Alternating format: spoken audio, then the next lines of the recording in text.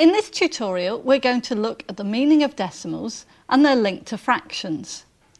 Then we'll have a look at rounding to decimal places and to significant figures, and then we'll take a look at irrational numbers. So decimals, what does it mean? Well, the word decimal means connected with 10. And we use the decimal number system to write all our numbers from the very smallest up to the very largest. Well, let's have a look at how that works. We use the digits 0, 1, 2, 3, 4, 5, 6, 7, 8, and 9. And those 10 digits are the only ones that we use in our number system, our decimal number system. So let's take a number. For example, 12. The 2 represents 2 units, but our 1 in this case doesn't represent 1 unit, but it stands for a 10.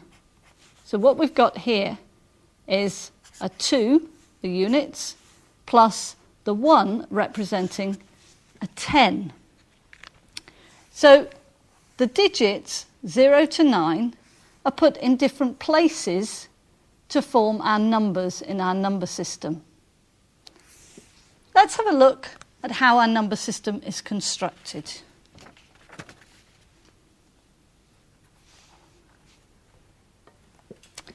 Let's start with our units.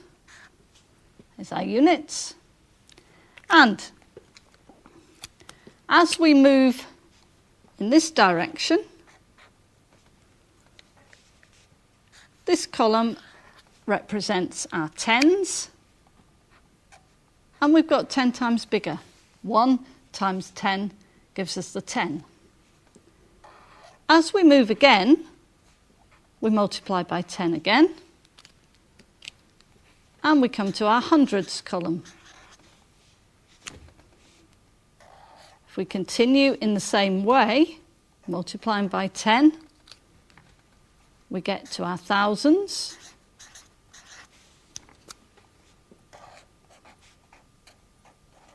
And again, will now be 1 followed by 4 zeros, our 10,000.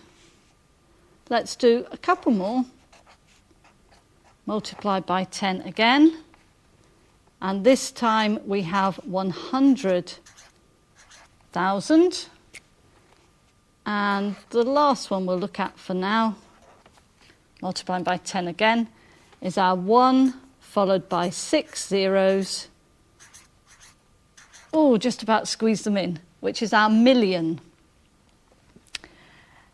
Now, let's have a look what happens when we get smaller than 1. Well, what happened going in this direction? Well, if we want to go from 1 million back to 100,000, we're dividing by 10.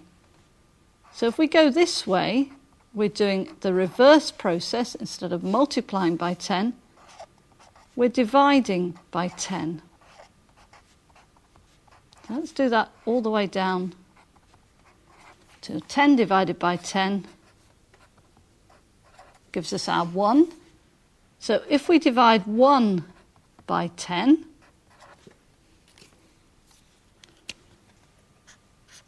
I'm going to write it as a fraction, we get 1/10. Well, let's divide by 10 again. And this time we get 1/100th.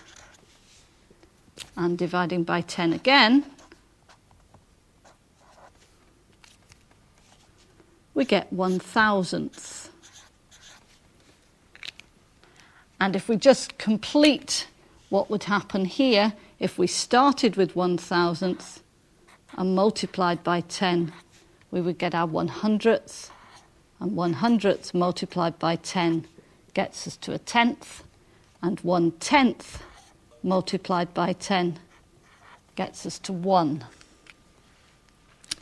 Okay, let's have a look at putting some numbers in our place value system.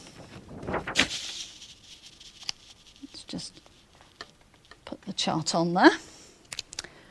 Okay, let's have a look at the number 27.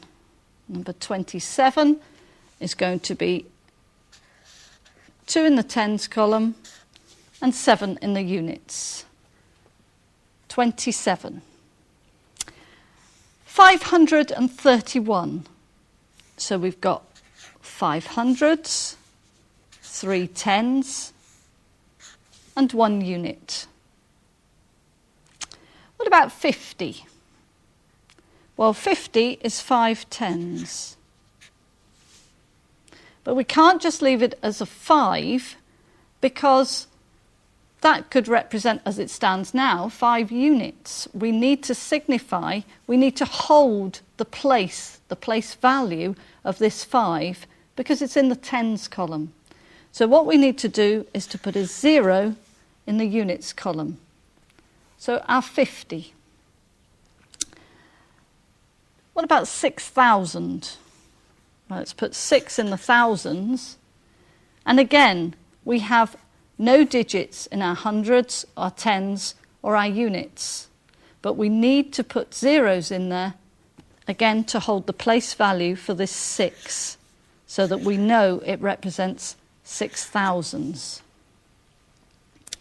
What about 207? Well, 200 goes in the hundreds column. Our 7 goes in the units column. There were no tens.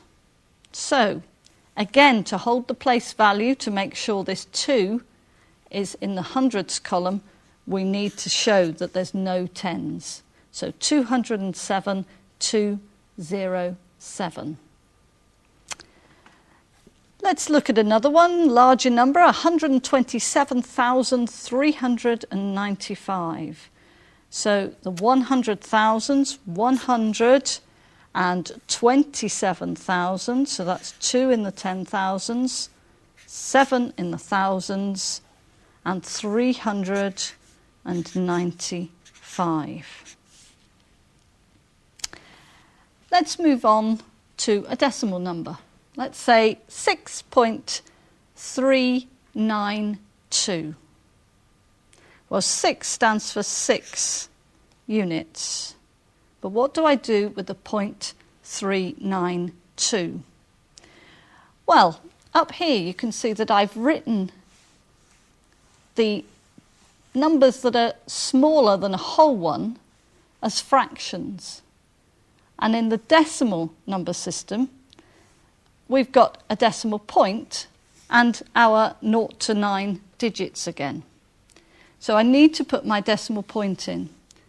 And that goes in there between the units and the tenths, showing that anything that comes afterwards is a part of a whole. So I'll put my point in there. And the number I had was 6.392. So the 3 is 3 tenths. The 9 is 9 hundredths. And the 2 is 2 thousandths. So the point shows us that the part coming afterwards is less than a whole one, part of a whole one. Let's have a look at 2 more on our chart. What about 0.5? Now 0.5, we can put the point in and put our 5 in. It's 5 tenths, a half. Now 0.5, I've said 0.5. 0.5 is acceptable. But it's really useful, especially when we're writing it for clarity, if we put that 0 in the units column. It's not needed strictly to hold the place value because we've got the decimal point. But to save it, getting the decimal point getting lost or not seen or seen as a smudge on the paper when it's written, then it's very useful to put that 0 in the units column. Okay, so I advise writing it as 0.5 instead of just 0.5. One more decimal, 12.027. So 12, that's our 1 in our tens, 2 in our units, a decimal point again, and 0.27. So that means we've got none in the tenths, 2 in the hundredths, and 7 in the thousandths. Now we're going to go on to have a look at some calculations. So I'll just remove this part of the chart and put another one in its place.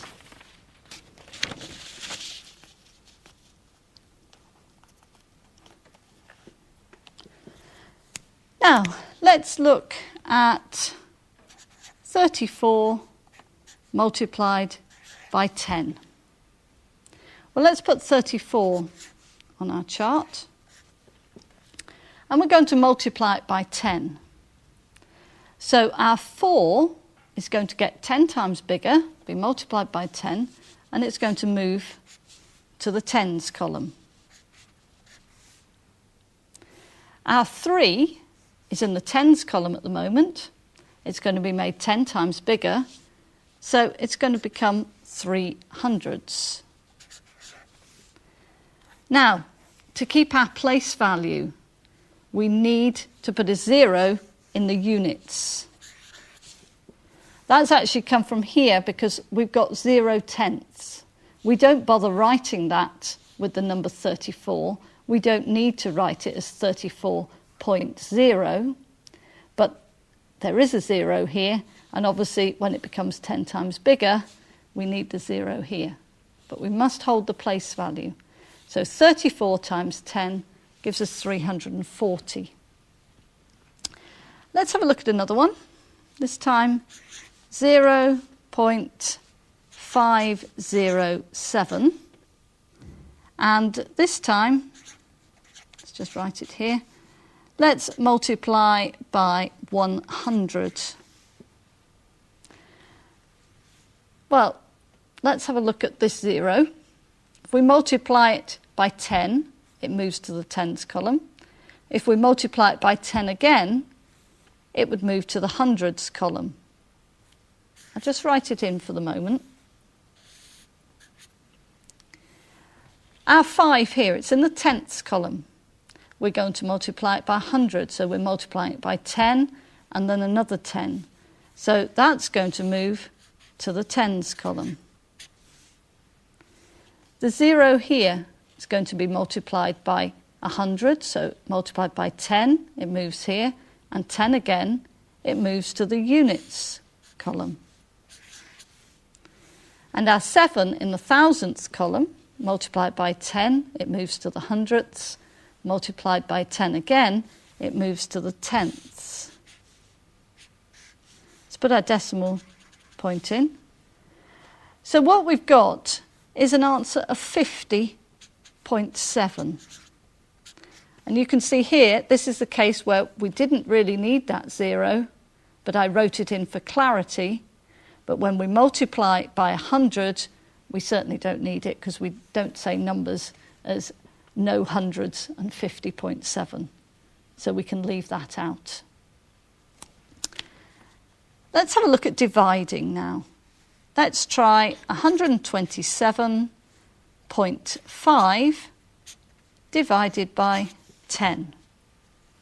So let's put 127.5. Now we're going to divide by 10. So we're going to move the other way in our system.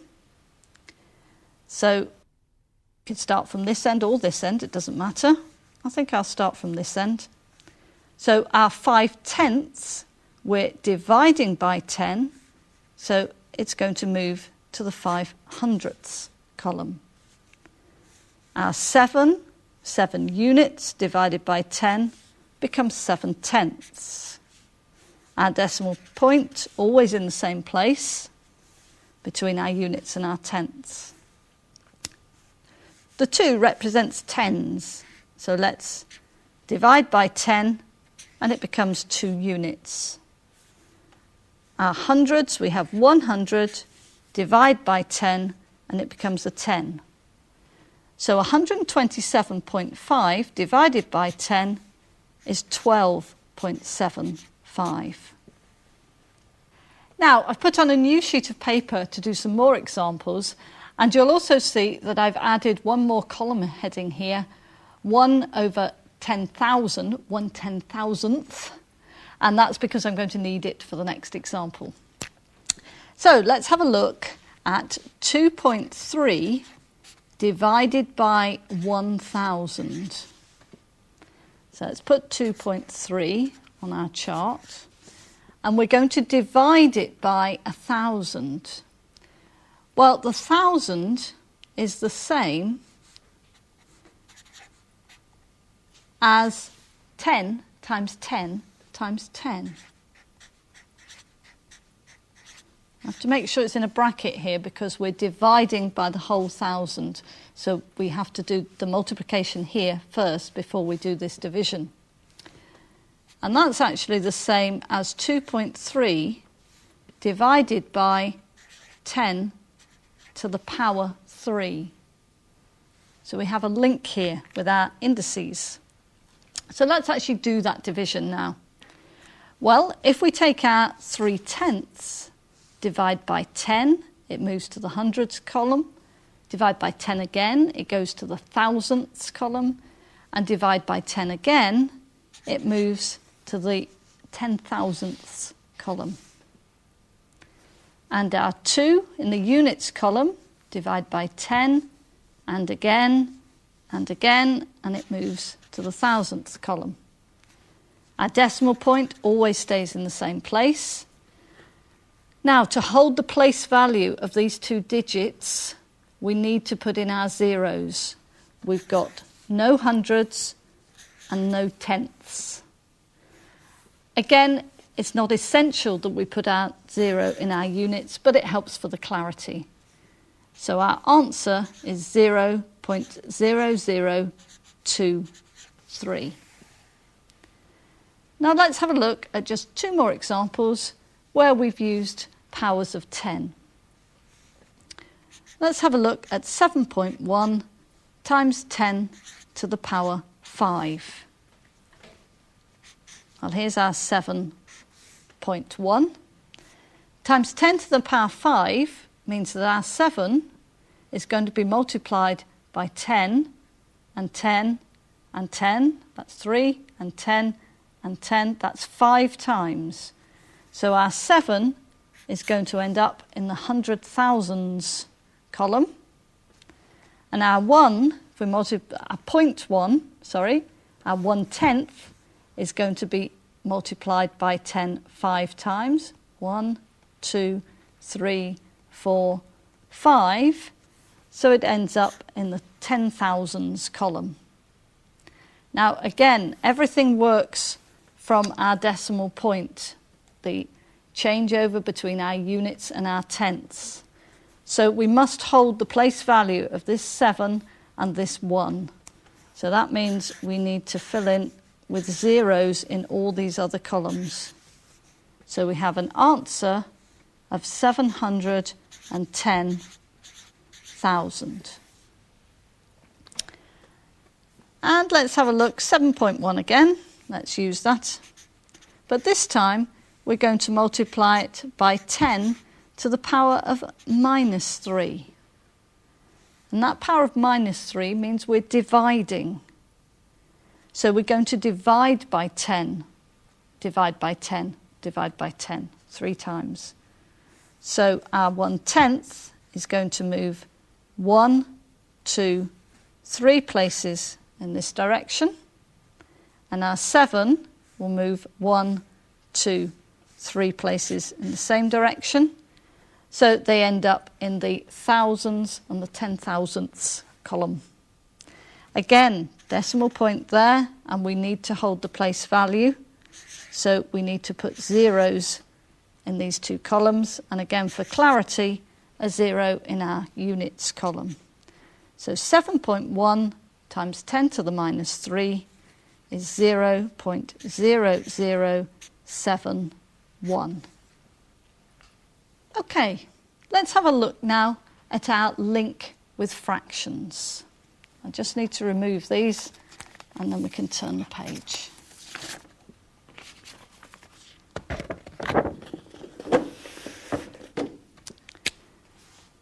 Let's take 0.2. Well, our 0.2 is in our tenths column. So that's exactly the same as 2/10. Now let's just go a stage further with our fraction and put it in its lowest form. So that's exactly the same as 1/5. So 0.2 is 2/10, which is 1/5.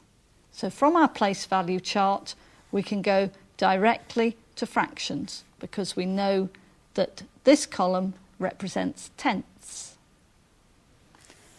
Let's have a look at 0.25. Well, our 2 again is in the tenths column, that's 2/10. But what we have in addition is 5 in the hundredths column. Well, if we add 2/10 and 5/100, we put them over a common denominator of 100, and we have 25 hundredths. And if we put that in its lowest form, 25 goes into 100 4 times, so that's exactly the same as a quarter. Let's try another one. Let's take a bigger number, 134.526. So how do we turn that into a fraction? Well, our 134 is our whole number. And here, the 0.5 is 5/10. So we've got 134 plus 5/10 plus 200ths plus, and the 6 is in the thousandths column, so it's plus 6,000ths. Now, if we put these over a common denominator, we've got our 134, and our common denominator here will be 1,000, so we've actually got 526 thousandths.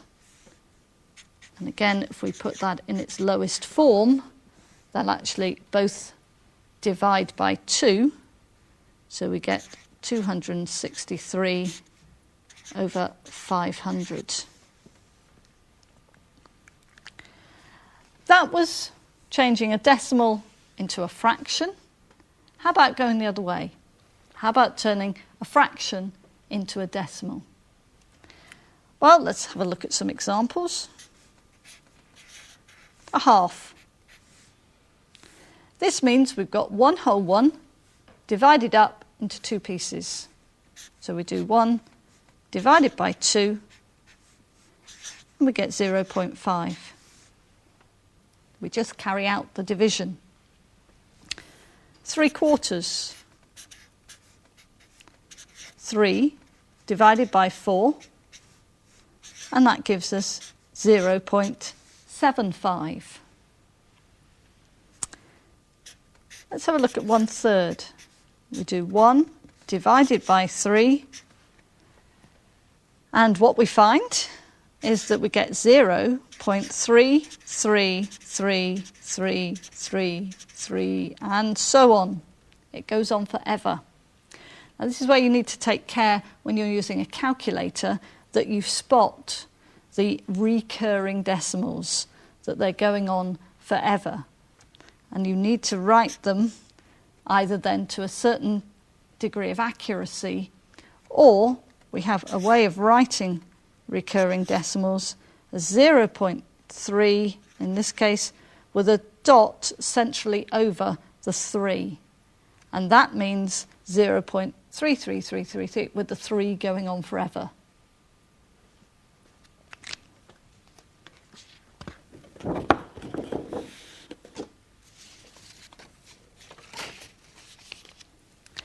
Let's look now at what happens if we have a mixed fraction. So let's say we have 2 and 5/6. Well, that's like saying we've got 2 plus 5 6. So what we're actually going to do is the 5 divided by the 6 first, and then we'll add the 2 whole ones on afterwards. 5 divided by 6 is actually 0.83333333, and the 3 keeps recurring. So we're going to write it with our dot over the 3 plus the 2. So 2 and 5 6 written as a decimal is 2.83 with the 3 recurring. Okay, that leads us nicely into doing some rounding so that we can express this sort of number, and any other number for that matter, to a certain degree of accuracy, so we don't have to write lots of decimal places. Now there's 2 ways we can do it. We can round to the number of decimal places, or we can round to a number of what we call significant figures. Let's look at decimal places first of all. Let's take an example. 32.7914. And let's say I want the answer written right to 1 decimal place.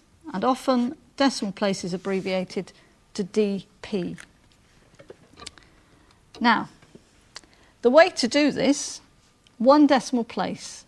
So we just want to really chop off the rest of it, but we have to do it with a bit of care. So what I'm going to do is put a line down after the first decimal place.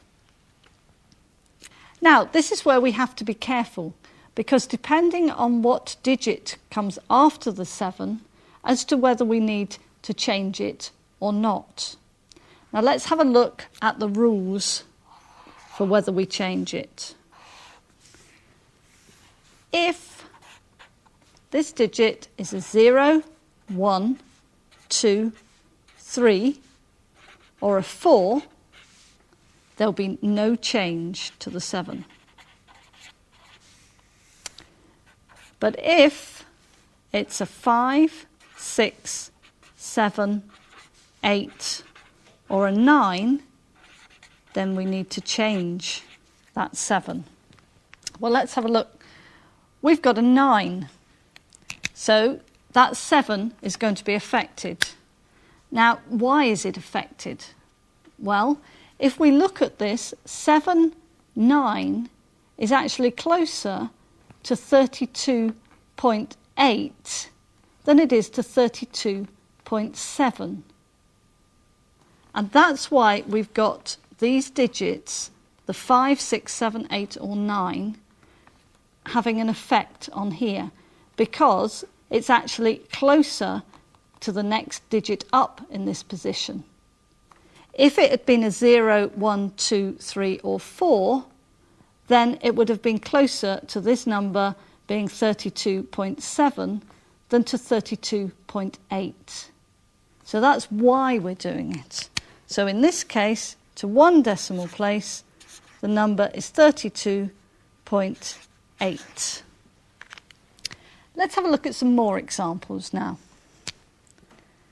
Let's write 15.2172, and we're going to write it to 3 decimal places. Well, again, I'm going to take my line, 3 decimal places, 1, 2, 3 places, and put the line where I want to chop it off. And this is where I need to look at the digit after the line and see if it's going to affect this digit before the line. In this case, it's a 2. A 2 means there's no change. So 15.2172 written to 3 decimal places is 15.217. A couple more examples. Let's have a look at 0.315. And this one we're going to write to 2 decimal places. So I need to put my line 1, 2 decimal places, so it's between the second and the third. And this is the digit I need to look at to see if it's going to affect this one here that comes before the line. Well, it's a 5. And here we have a 5 that says it's to be changed. So to 2 decimal places, this number will be written as 0.32. Well, you might say that actually 0.315 is exactly between 0.31 and 0.32. So why should it change? Why should it go up? Well, it is exactly in the middle. If there were any other digits here, obviously it would be closer to 0.32, so it would go up. But we have a mathematical convention, and what we say is that if it's a 5, it goes up. Because if there are any other digits, it will go up anyway. So we won't make an exception for when there aren't any other digits. We'll stick to one rule.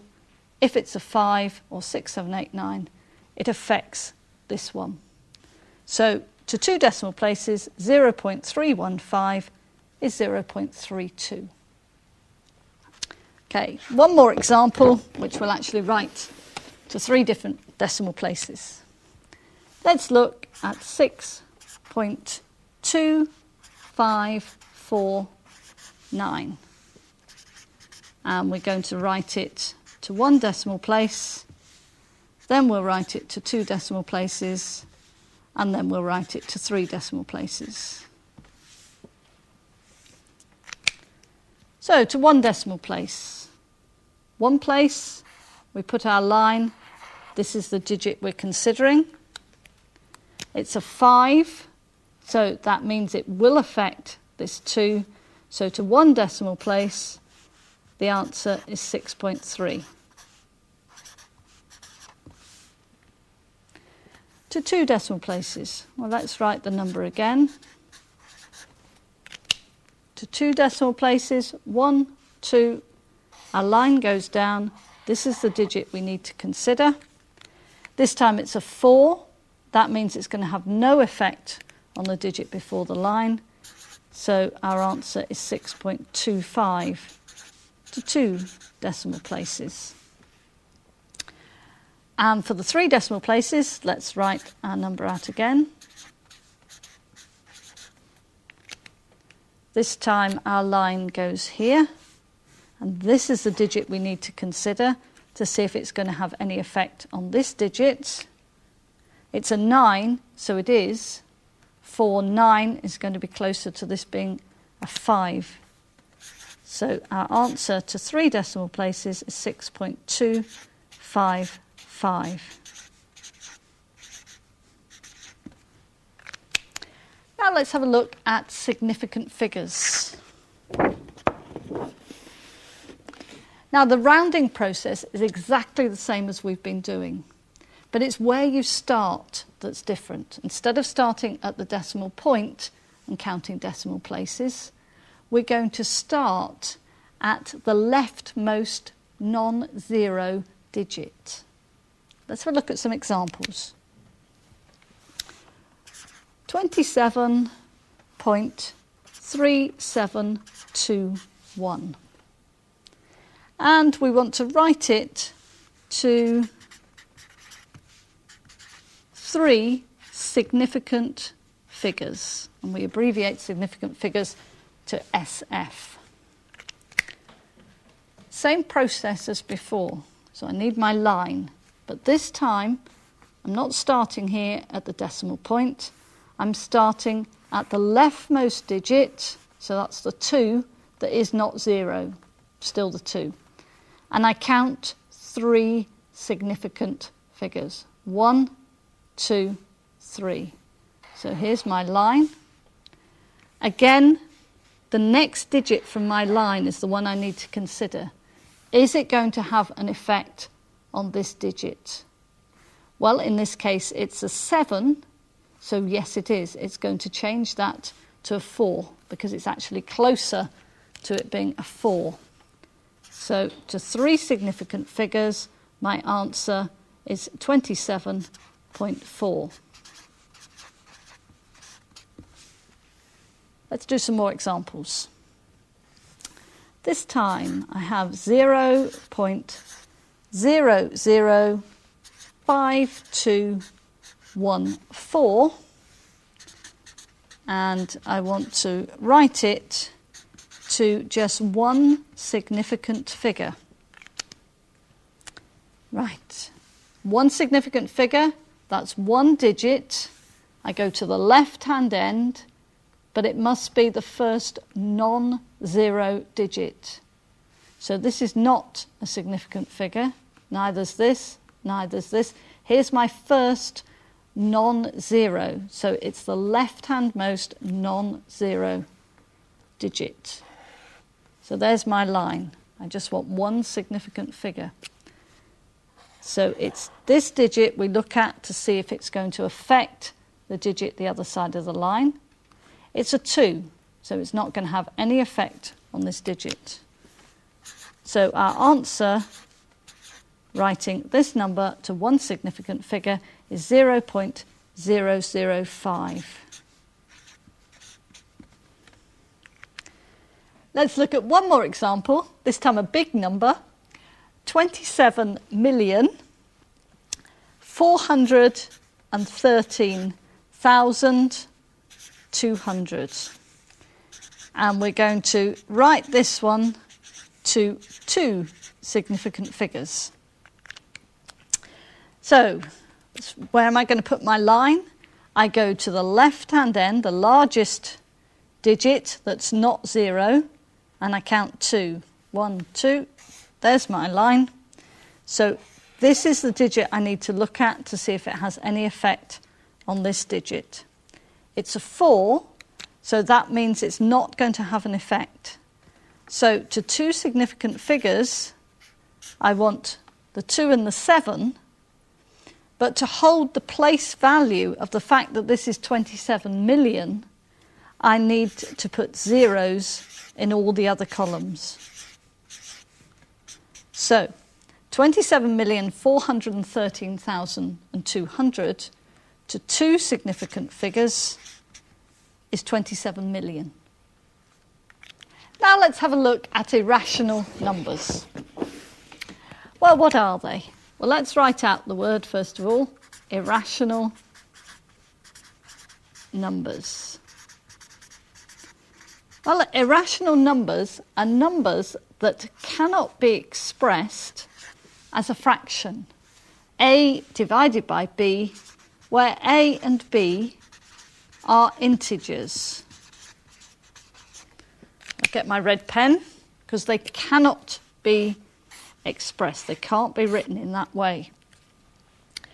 Well, what does that mean? Well, let's have a look at some examples. An example of an irrational number is pi. Now, pi, written as a decimal, is 3.1415926, and it goes on forever. It doesn't repeat in any pattern, and so it can't be expressed as a fraction. It's an irrational number. Another example is the square root of 2. If you put 2 in your calculator, press the square root button, you'll get 1.414213, and again the numbers will continue. They'll go on forever. They won't repeat. So again, it can't be expressed as a fraction. It's an irrational number. Other examples, the square root of 3. Again, this one is 1.732. 2, 0, 5, and again continues on forever with no repeating pattern. And one more example is E, and that's 2.718281, and then again continues going on forever. It doesn't terminate, and there's no repeating pattern. Now, it's worth just mentioning recurring decimals, because sometimes people think that some of our recurring decimals are irrational numbers. They're not, because, for example, 0.3 recurring goes on forever, that we write as 0.3 with our dot. In fraction form is a third. So it very much can, and in fact more accurately, be written as a fraction a over b, where a and b are integers. So recurring decimals are rational numbers, and it's these sorts of numbers where the digits don't recur in any pattern and they go on forever that are irrational numbers.